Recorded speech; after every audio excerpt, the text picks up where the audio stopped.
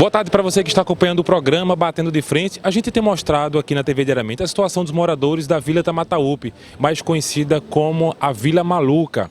A gente mostrou várias reportagens sobre a situação deles lá. A SEAB, Companhia Pernambucana de Habitação, entrou com a ação para a reintegração de posse. O que vai acontecer com os moradores daquela localidade? A gente veio conversar com o procurador do município, Lyndon Johnson, para obter as respostas para você. Doutor Lyndon Johnson, quais serão os procedimentos a partir de agora? A nível judicial, existe uma ação de reintegração de posse, que foi promovida pela SEAB, a Companhia Pernambucana de Habitação. Porque ali existe um convênio entre o município, o Estado e o programa Minha Casa Minha Vida. O município entra com o terreno, com a área, e o recurso Minha Casa Minha Vida são aplicados na construção e com a fiscalização e execução da SEAB. Quem executa é a SEAB, Companhia Pernambucana de Habitação. Então, eles edificaram as casas, estavam em fase de conclusão das casas, e aí houve essas invasões. As pessoas invadiram, famílias invadiram, crianças, mulheres grávidas, pessoas que não têm casa própria para morar, com dificuldade, pessoas desempregadas, que não podem pagar o aluguel.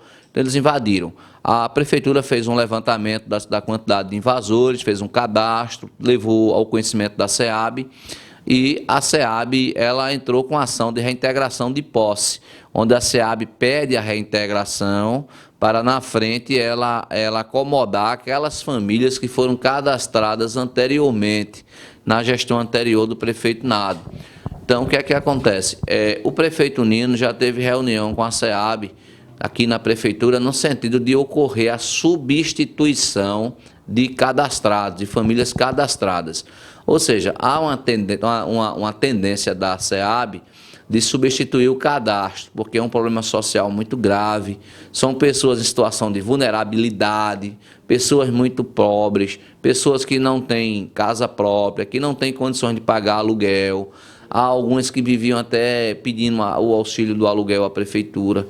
Então, a situação é muito difícil, a situação muito complicada.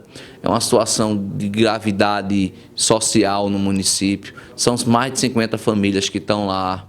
São 50 casas, e no mínimo tem 50 famílias. Crianças, mulheres grávidas, pessoas idosas. Então, a gente tem que ter essa tranquilidade na hora de resolver isso. É um dever, é uma função do mais forte proteger o mais fraco. O mais forte não pode perseguir o mais fraco. A situação é essa.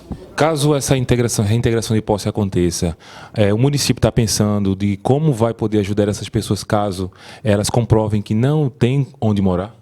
A reintegração de posse, no primeiro momento, o juiz negou a liminar. Negou a liminar até porque a gente tem lá uma posse antiga, uma posse que eles já estão há um bom tempo lá na área. Então o juiz negou a liminar, a SEAB fez uma ação de reintegração, não está muito bem elaborada, está faltando mais documentos, como a prova da titularidade da propriedade da terra. A SEAB não apresentou a titularidade da terra é do município, certo? Não é dela. A área pertence ao município, foi o município que desapropriou, foi o município que pagou a desapropriação. Então, ela na ação não trouxe isso, nem trouxe o município no polo ativo da ação. Então, há aí uma dificuldade processual para a reintegração de posse. Então, o juiz determinou uma audiência para agora em dezembro, vai ter me parece que é dia 18 de dezembro. O município não foi chamado no processo até o presente momento, a gente não foi chamado. E o que é que estamos pretendendo é que o prefeito Nino ele consiga politicamente resolver essa situação perante a SEAB, dialogando, conversando e tentando uma solução pacífica, uma solução ordeira, para que todos os que invadiram, eles não fiquem na rua, não sejam jogados na rua sem ter onde morar, sem ter condições nem sequer de pagar um aluguel. Então, o que o município está fazendo? Essa é a pergunta principal. O que é que ele pretende fazer como um ente federativo, um ente político?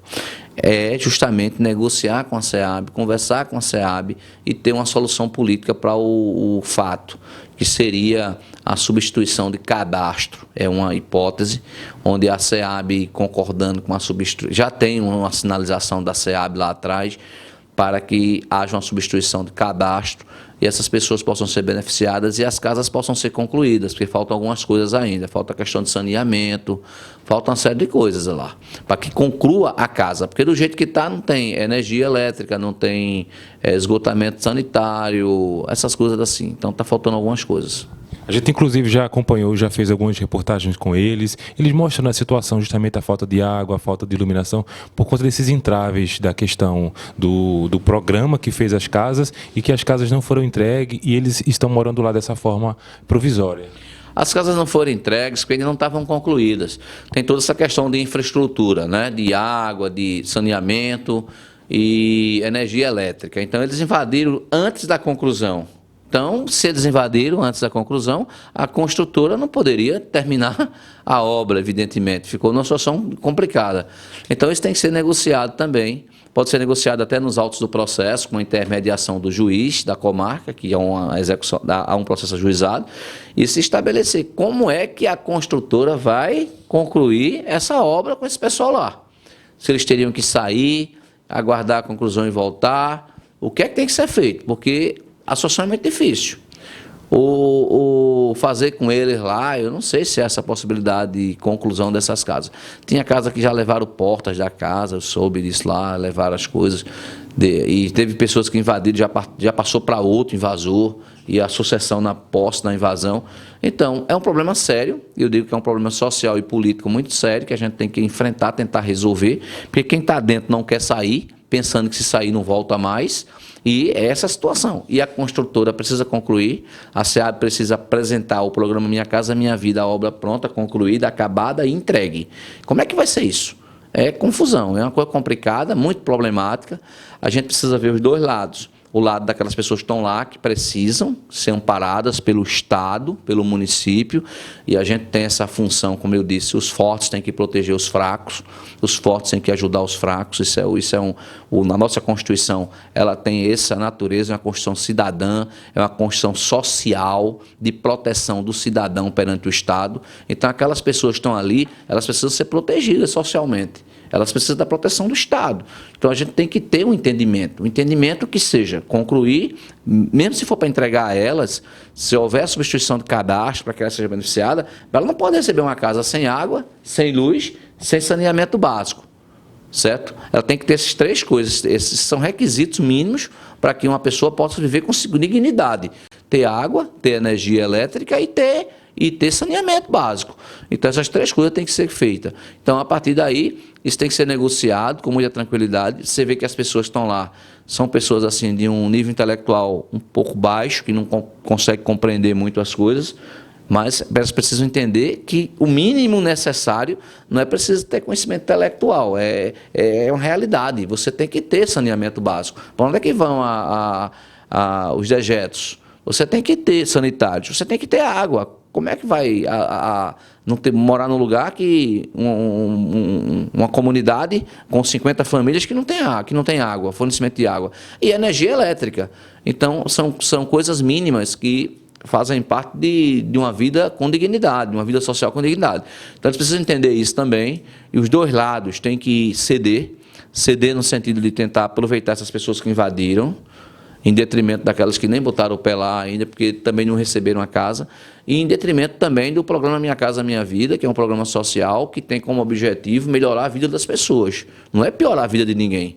O programa Minha Casa Minha Vida não tem como objetivo entregar uma casa inacabada para uma pessoa morar, sem ter água, sem ter vaso sanitário, sem ter fossa ainda, ou sistema de saneamento. Como é que é o programa? Como é que é o projeto? Cada casa tem uma fossa, a fossa está pronta, está tudo ligado, tudo organizado, e o sistema de água está resolvido, a energia elétrica.